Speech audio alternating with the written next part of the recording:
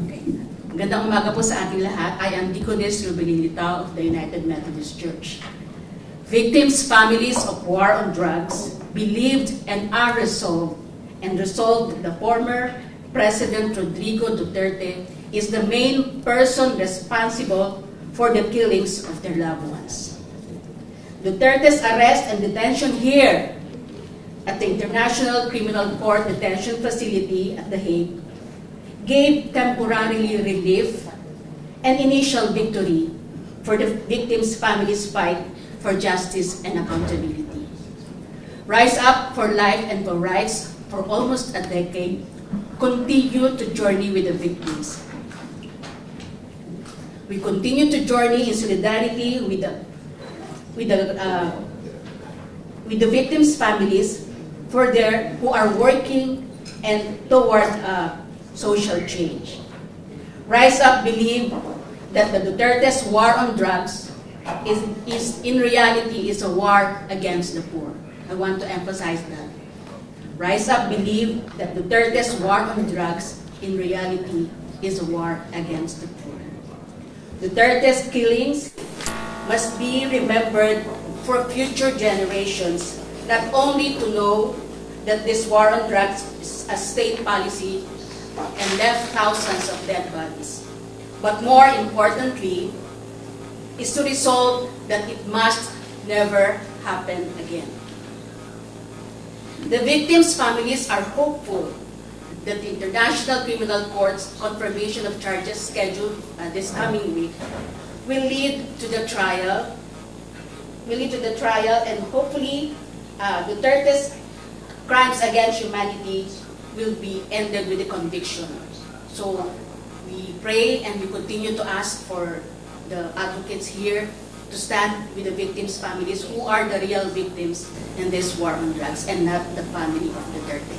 Magandang umaga po sa atin.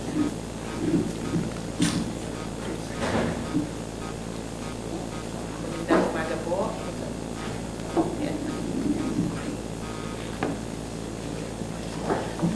Magandang umaga po. Ako po si Cristina Conti, abogado po mula sa National Union of People's Lawyers, National Capital Region. Ako rin po ang abogado ng Rise Up for Life and for Rights na nakasama nila mula pa noong 2016 sa paghahanap ng hustisya sa anuman ito matatagpuan. Simula po kami talaga sa domestic arena. Isa po kami, actually kami po ang unang nagsampa ng kaso laban sa police for extrajudicial killings. Sinampahan po namin ng murder na March 2017, ang isang grupo ng Pulis Caloocan na pumatay sa mag-ama noong September 2016. Ang pinuno po, ang team leader ng grupo na pumatay sa mag-ama na yon, ang pangalan po niya ay Ali Jose Duterte. Siya po ay galing Davao. Ang reassignment niya ay talagang naka-coincide, naka-hupong doon sa pagsisimula ng war on drugs. Kaya noon pa man po, malinaw po para sa amin kung sino ang may kagagawa nito. At para po sa mga biktima na aware naman, alam po nila na ang war on drugs ay hindi naman nagsimula kay Duterte lang. Pero noong panahon niya, doon naging peking war on drugs, doon nagkaroon ng matinding patayan. Sabi nga nila, sa dinami-dami po ng war on drugs policies, bakit kay Duterte ang libo-libo namatay? Kaya sa pag-alalay po namin ng mga biktima ay dito kami nakarating sa The Hague. Ang pagreklamo, ang pag-communicate sa ICC patungkol sa sa crimes against humanity na naganap sa Pilipinas, yung pagsisimula ng preliminary examination ay tinulungan po namin dahil isang bahagi po ito ng paraan para makakuha sila ng katarungan na magsisimula sa katotohanan. Importante pong punto para sa mga biktima ang malaman kung bakit nga ba nangyari ang mga insidente at importante rin para sa kanila na malaman at maintindihan na hindi sila statistika lang. They're not just numbers on paper, not just accomplishment reports, but people. And the truth as to why they were targeted, why they ended up killed, has to be laid out in a particular manner that, in this case, that points to a criminal prosecution, criminal case against Rodrigo Duterte. Gusto lang din po namin ipaabot na kung gano'n ang konteksto, hindi lang siya ang kailangan managot. The names of the co-perpetrators have been disclosed by the ICC in the document containing the charges. Ang DCC po ay katumbas halos ng information sa Pilipinas, kaya lang mas marami pong impormasyon. Kapag binasa at diniscuss yung DCC or yung document containing the charges, ang reklamo laban kay Duterte, maaari pong makapagbanggit ng iba pang pangalan o kaya na may ibang personalidad na involved. Si Duterte ay indirect co-perpetrator, ibig sabihin po may direct co-perpetrators. Ito pong mga ito ay huwag natin kakalimutan. At marami pong paraan para habulin sila. Ang hamon ay hindi lamang dalhin sila lahat sa ICC kasi para namang gano'n na lang ba, iaasa natin lahat sa ICC. Ang hamon din po ay kung paano tutuganan ito ng administrasyon ngayon. Ngayong ito pala ang naging modus operandi, naging ito pala ang kaganapan, ano ang magiging tugon ng gobyerno sa Pilipinas. At sa panghuli, nandito po ang mga biktima na nakatungtong na sa ICC. Sa hearing, kakatawanan po tayo ng common legal representatives of victims. At ito pong mga abogadong ito ang magpapahiwatig, magpapaabot ng views and concerns ng mga biktima. Nakaalalay po kami sa kanila sa iba't ibang paraan. Ngayong araw po sa Pilipinas, parang mga alas 5 ng hapon, ay may magaganap po misa para paspasan hindi lamang yung mga biktima, kundi yung mga abogado rin nila, mga advocates, at iba pang sumuporta sa nakaraang 10 taon halos. Alam ko po, maraming nagsasabi na nananalangin din sila, marami pong pwedeng magsabi na kinakausap sila ni Lord. Pero dito po, kung ano man, sana ang pakinggan ay yung katotohanan at ang gusto lang namin ay magkaroon ng katarungan. Salamat po.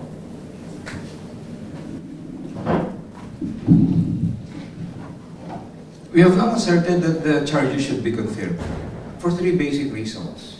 The first is justice for the victims, our clients in Rise Up for Life. We filed the case in 2018. As early as 2018, President Duterte was then the President of the Republic. How difficult was that for the victims?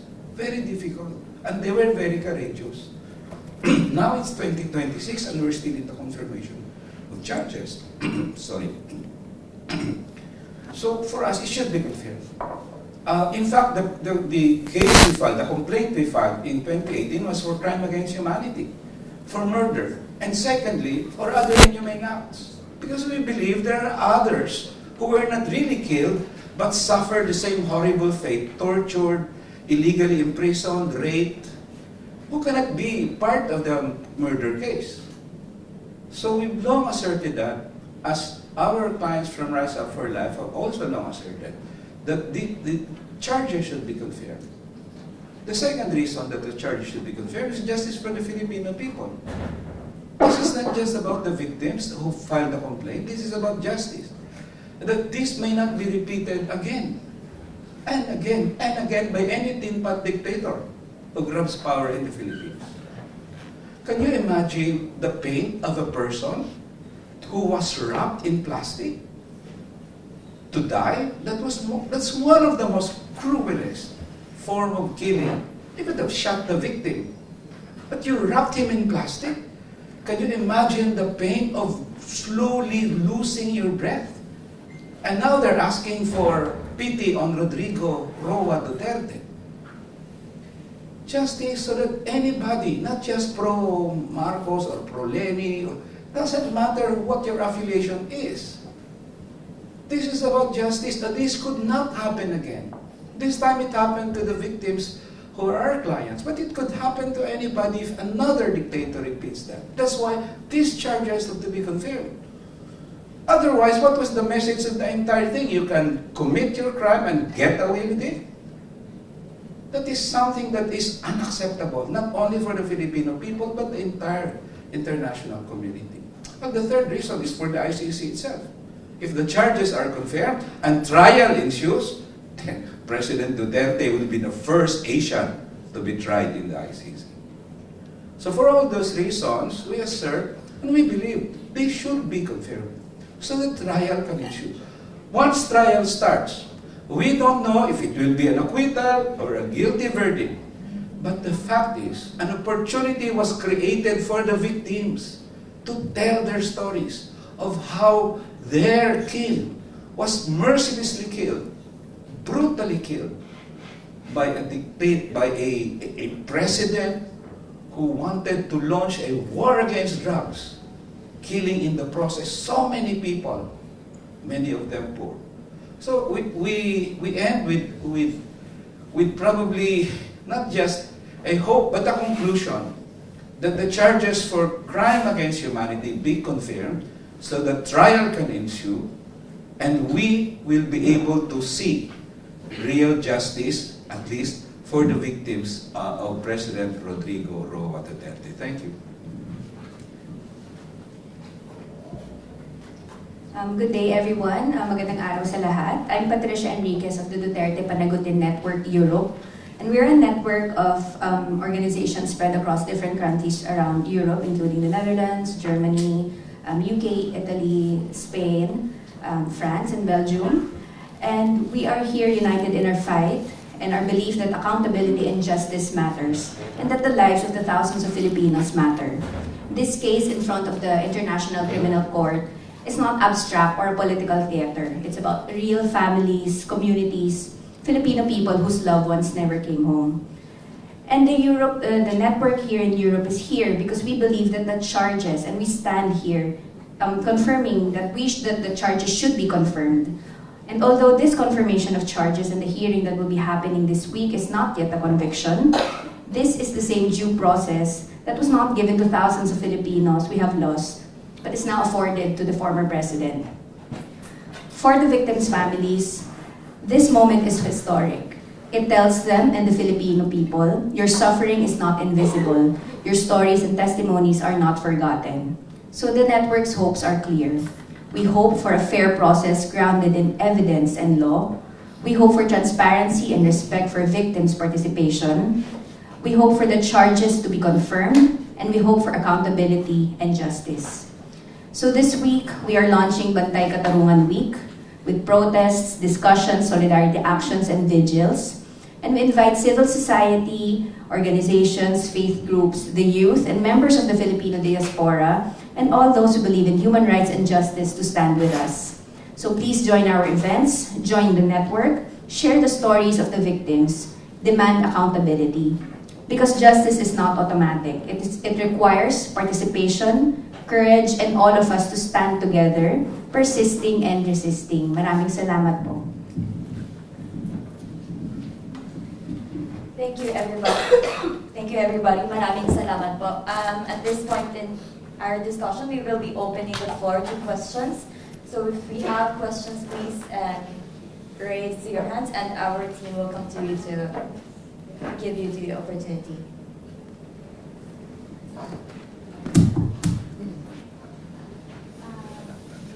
Hi, Molly Quell from the Associated Press. Last week, Rodrigo Duterte's daughter, Sara Duterte, announced her intention to run for presidency of the Philippines. Are you all concerned that if she wins that election in 2028, that there may be a return to this sort of anti-drugs, anti-crackdown violence that was seen under his reign? Thank you. Okay, we may also take a couple more questions before we have our speakers answer.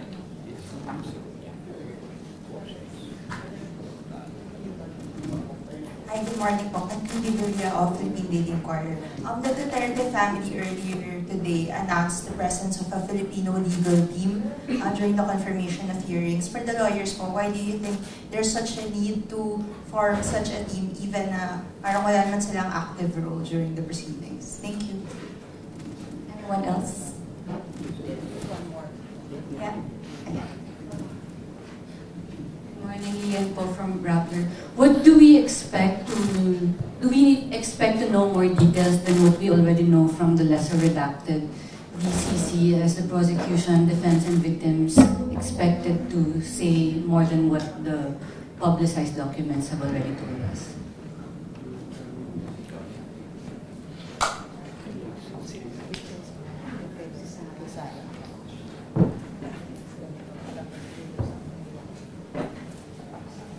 Sige po. So, nung araw na yun po, dalawang balita mula sa Duterte ang narinig namin. Una, si Sara tatakbong presidente. Pangalawa, ang nakakulong na Duterte ay hindi raw mag-a-appear. Inalin niya yung kanyang karapatan. So, sabi nga namin, napakapasakit ng pamilyang ito. Kaya po, mahalaga sa mamamayang Pilipino at sa international community din na sama-sama po natin ipakita ano ang ginawa ng pamilyang Duterte sa aming bayan. Ano ang ginawang karumal-tumal, anong kultura ang kanilang ginawa. At ang nakakalungkot, marami tayong kababayan na nandoon pa rin. So, nasa bahagi po kami ng isang, tawag dito, isang yugto ng kasaysayan namin bilang mamamayang Pilipino na kailangan namin tumindig. Kailangan namin magsalita kahit kami natatakot. Kailangan namin samahan ang mga pamilya ng biktima. Dahil kung magiging si Duterte pa rin ang magiging presidente, alam po natin kung anong mangyari. Kaya nandirito po kami, lakas loob, na maharap sa inyo at sa buong mundo para tumindig at kinakailangan po magkaisa tayo para dito sa bahagi ito ng ating karanasan bilang isang bayan.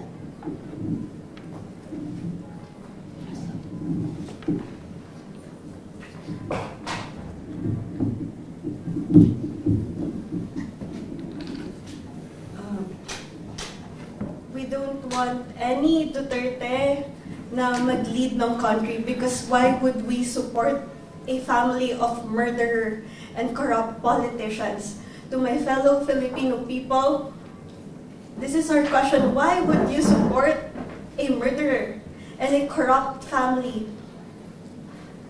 I think it's about time to check ourselves kung sino ba tong mga tinatangkilik natin at bakit kailangan o bakit natin gina-justify yung killings. They tell us different things, they blame us na kung hindi ganito ganyan o if they were not like involved in drugs. First, how sure are they na involved sa drugs yung mga namatay? Second, does it matter po ba kung ano po yung involvement ng mahal namin sa buhay? Hindi po ba mahalaga yung buhay nila? Even Duterte, alagang-alaga po siya dyan sa ICC.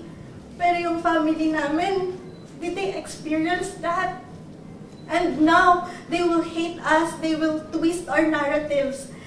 Those Duterte supporters, and we know those Dutertes, they are funding the trolls. They are running again, they are creating different contents. They are spreading our faces all over the internet, spreading hates, doing rage baits. They do whatever they can to twist our narrative, to devalue our stories. Bakit? Why are they doing that? Because they are frustrated, because they have no other, they don't know other way na how to escape justice, how to escape accountability, but just to change the story. And then they will appeal to pity, appeal to emotions, how old and frail Duterte is. Pero naisip po ba nila kung anong nangyari dito sa mga pinaslang nila? That's why we don't want any Duterte leading our country, because why would we want a murderer? To those who are supporting a murderer, please check yourselves. It's so frustrating for us, not just the victims, but for other Filipinos. That's why we hope for our fellow Filipino people to wake up. Please wake up. Please hear us. And please stop mocking and ridiculing us. Imagine they just heard what happened to my brother, and then they will accuse me of different things. They will also tell that I am an addict, I am paid, and all sorts of things. But why would we wish to go here? Why would we wish to just tanggapin lahat ng hate, lahat ng pambabato, lahat ng pambabati? Because we never wished for this kind of life. We just want a peaceful life where we have a complete family, where my nephews will grow up with their father. We just want to live in peace. We don't want this kind of life. This is never our dream. Yes, we are in Europe, but what are we doing in Europe? Are we having fun? Do we look like we're having fun? We're not enjoying any bit of this.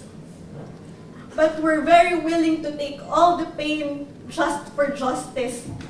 And we're grateful for all the people that are hearing us, that are believing us, that are now waking up about what's happening in the Philippines. So, again, please, never again to any Dutertes. Yun din po ang pakiusap namin na talagang ayaw na namin sa mga Duterte. Dahil mga arogante po ang mga Duterte, kahit na kami na nga yung biktima, sila pa rin ang umaako dun sa pwesto na yon. Samantalang lahat ng mga oportunidad, like yung due process, nai-enjoy ng tatay nila. Ang ganda ng kanyang kulungan, alaga siya ng mga doktor dahil alam namin, true dun sa mga nababasa namin na ang healthcare dito sa Netherlands ay napakaganda po. Hindi tulad sa Pilipinas na talagang mahirap ang healthcare. So, nakikiusap din po kami sa international community at sa mga Filipino community dito sa Netherlands at kahit sa ang sulok ng mundo na suportahan po kami. Suportahan kaming mga biktima na dito sa laban namin kahit matagal, masalimuot, mahirap, ay hindi po kami susuko. Katulad ng sinabi ni Duterte, siya po ay matanda na, napapagod na. Bakit ako? Matanda na rin po ako eh. Parehas lang kami, pero hindi po ako napapagod para kamtin ang hustisya, hindi lang po para sa aking mga anak, kundi sa buhay at karapatan ng lahat ng mga biktimang kanyang pinaslang. Yun lang po. Maraming salamat. Certainly, Duterte 2.0 is something nobody wants. If you see that extrajudicial killings should not be the norm in any civilized society. That's why there is also a challenge to the current administration, not only to cooperate with the ICC, but to also do its job of prosecuting people na yung mga direct perpetrators. Ang dami pa nun eh. Diba? At the same time, there are measures on ensuring accountability when these crimes are repeated.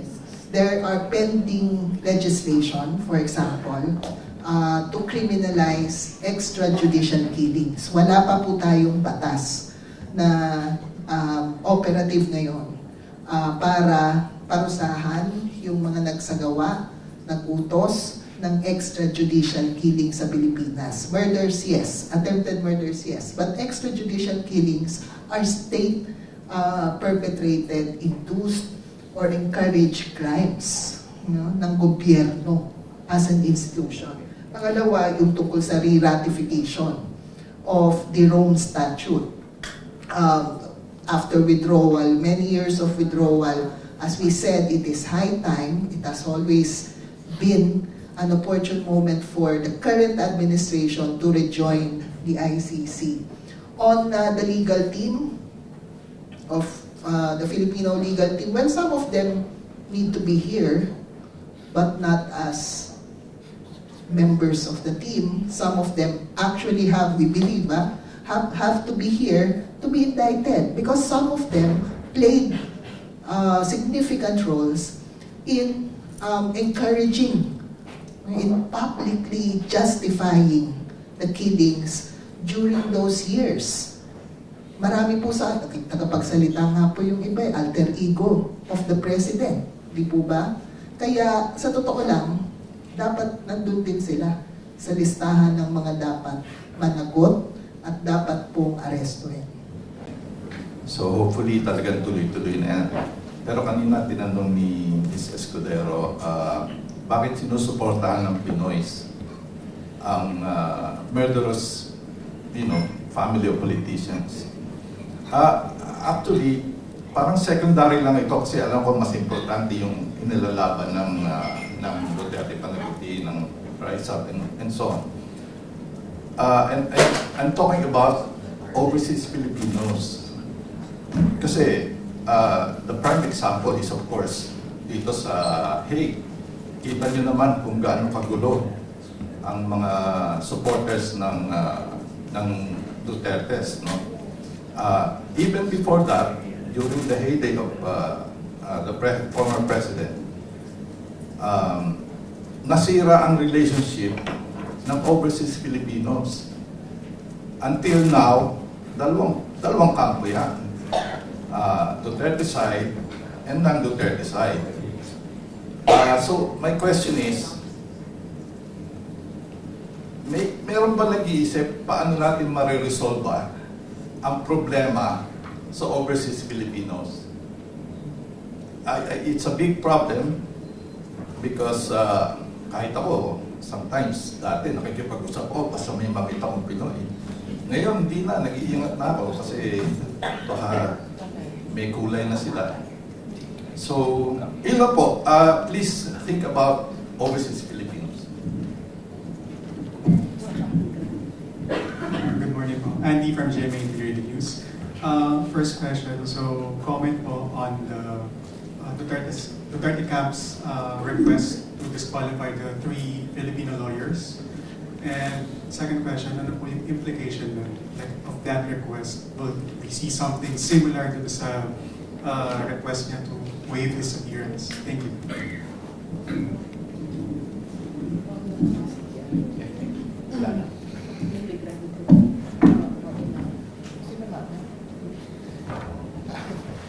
Pero ikay dapat magsalita ka.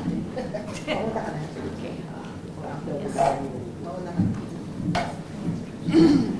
Yes, to answer specifically Sir Gene Alcantara's question regarding the diaspora supporting Duterte and his daughter Sara. We have to acknowledge that there is the prevalence of fake news and information that comes from people who don't, let's say, do their research, people who just post things, vlog, out of emotion. It's not based on facts, it's not based on evidence. Now, for whatever reason that the supporters support this family, it could be personal, it could be something cultural, it could be something regional, may kanya-kanya po silang rason. And for some of them, especially during the election of former President Duterte, they believed that he was the person who would bring a better life for them, who could solve their problems. But we want to ask people and we want to remind people that the time during his presidency and now even after, because of the unity that happened, which is now the continuation of the Duterte legacy or the dynasty from father to daughter and even now present in local government, other relatives, did the Philippines actually get better? Did we actually feel the economy getting better? Did Filipinos experience less poverty? Did Filipinos start going back home? Did our country's own industries advance and industrialize to the point that we can all go back home? Wala nang labor export policy, wala nang yung mga nag-abroad, wala nang OFW. Is that something that happened? Can all the supporters right now say, umuwi ako, I went home when Duterte was the president because my life was better. And then I left because it became horrible again. This is a reality that we hope that the supporters confront. We hope that the Philippine, the state, the country, and that the government is not used as an arena for revenge, for politicking, making it into a circus, because the consequences of our decisions, especially that of the diaspora, of OFWs, of migrants, when we vote, ang sumasalo ng consequences ng boto natin ay ang mga Pilipino back home. It is the Filipinos back home who shoulder the consequences of whatever government we all vote for here overseas. So I hope people think about that. And as more information comes out during the ICC trials, more people, perpetrators are included, and at the same time, even the continued impunity and violence in the country, I hope that everybody realizes that, is this actually the Philippines that we're wanting? Are we voting out of personalities, out of utang na loob, out of loyalty because I'm from this province, I'm from this region. So we hope that we Filipinos try to open their minds. It's okay.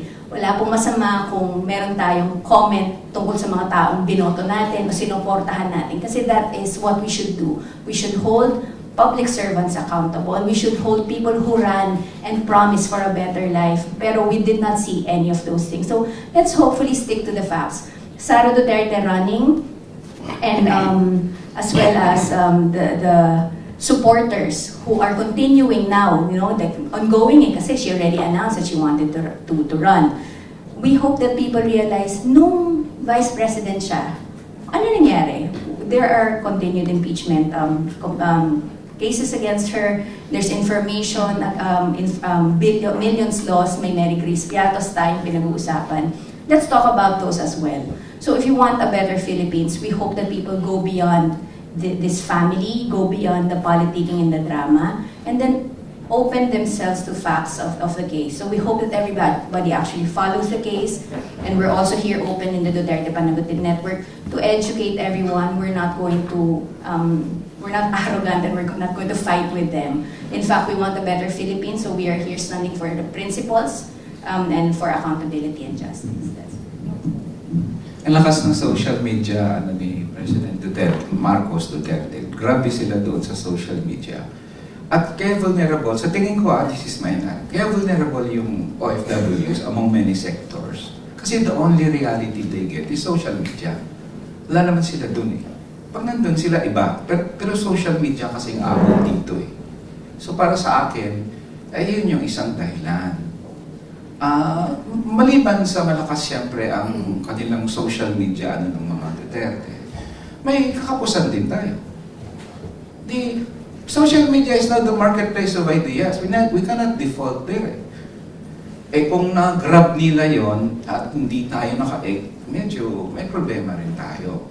Doesn't mean, we recognize grabe yung kanilang grabe yung kanilang control. So last point, panahon ni Lenny, when we ran for the Senate under Lenny, palagi kong sinasabi sa stage, lahat naman ng pro-Marcos at pro-Duterte, manggagawa din yan, magsasaka din yan. So kabigin natin sila kasi they have the same problems as anybody else. Diba? Doon tayo kakapig eh. So para sa akin, yung two-fold solution, as much as possible, convince, and of course, kung wala tayo sa Facebook, wala naman tayong comment anything on that. May problema talaga tayo. Hindi natin na puspos pa ng gusto yun. So yun, sa akin kumbinsihin yung pinakamaraming Duterte supporters based sa issues na ramdam nila rather than debating no end kung saan sinong mas magaling. So, let me comment just briefly on the question about victims who have qualified. So we were at a disadvantage at the time that victims, to be clear, victims applications was open. This was opened June to August 2025, when the document containing the charges or the scope of the charges against Duterte had not yet been disclosed publicly.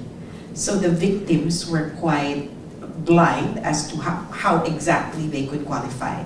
There were only the general guidelines that first they had to be EJK victims, reasonably connected to the war on drugs, who were the victims, and so forth. So these were guidelines that we believed at that time too general, which prohibited, inhibited, hindered some of the victims from applying or coming forward. because they were quite unsure what the exact scope or parameters of the case was.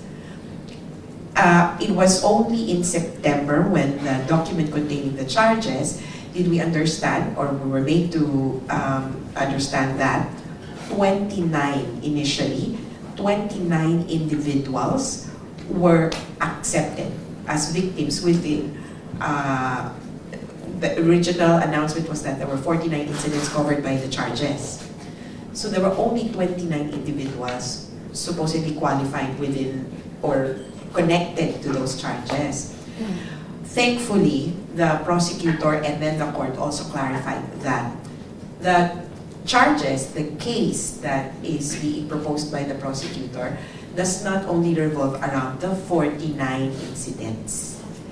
And so that gave way to the quick qualification of a further 500 victims. So 510 victims for a total of 539 victims. From what we understand, according to the court's reports from the registry, only a few were rejected. Only a few victims' applications were rejected. And to be clear again, the victims' applications are confidential and we cannot disclose if we did submit, they submitted, who submitted. There will be no names discussed, only numbers. So, but only a few, as we understand, only a few application forms have been rejected outright because, one, they fall outside of the scope of the crime, of the supposed charges. Not because they're not EJK victims, not because they aren't, their kin did not die because of the war on drugs. No, it's simply because their relatives died after March 16th, 2019. We have to note that the ICC case only covers the first 3 years of the Duterte administration. The ICC technically has no jurisdiction over crimes, over incidents committed after March 2016. And of course, we all know that the war on drugs continued well through through June 2022. So that's one point. But then the number of victims as it is, because of, in terms of proportion, there were only a few applications which were rejected. To note also, now it's clear that the scope of the case is Davao killings or Davao area killings from 2011 to 2016.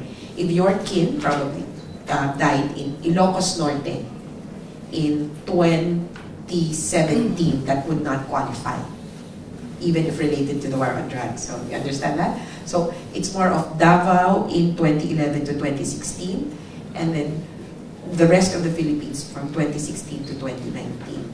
I know it sounds simplistic, but in reality, it has been a challenge to reach out to the victims and to even convince them to cooperate with the court, to even believe in the court that there will be justice at the end of it. While many are willing to come forward, not all are willing to be named or to sign documents. That's another problem.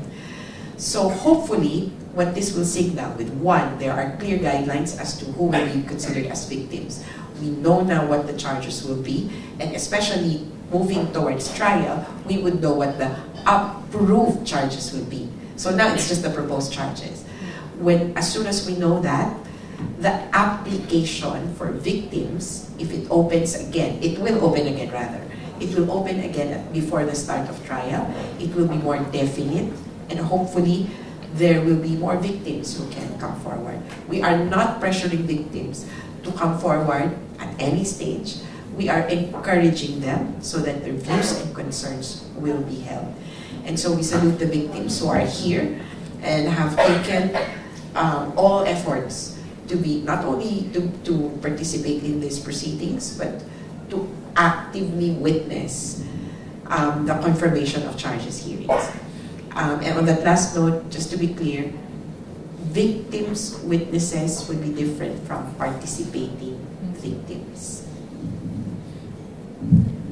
On the comment on the request to disqualify the lawyers representing the victims, we think it's an obstructionist moved by the defense. And the lawyers, the three lawyers, are well in their capacity to represent the victims. Kaya sinusuportahan po namin sila. And we are glad that the court did not allow the disqualification of the three lawyers. One of the casualties in the drug war by, presidents, not only Duterte, but especially Duterte, and in his drug war, is about community solidarity. Totoo po yan dito sa labas ng bansa, totoo rin po yan sa loob ng bansa. Because we see in communities, in urban poor communities, even the show of pakikiramay, kapag may pinapatay, yung mga taga-roon natatakot na magpakita lang ng pakikiramay. And it strikes at the heart of the question of impunity. Because hindi isang tao sa isang komunidad ang biktima lang yan. It sends a chilling message to the community that anyone who speaks out against these forms of injustices ay titirahin din. Diba? That message is the chilling effect. And thus, what do we do?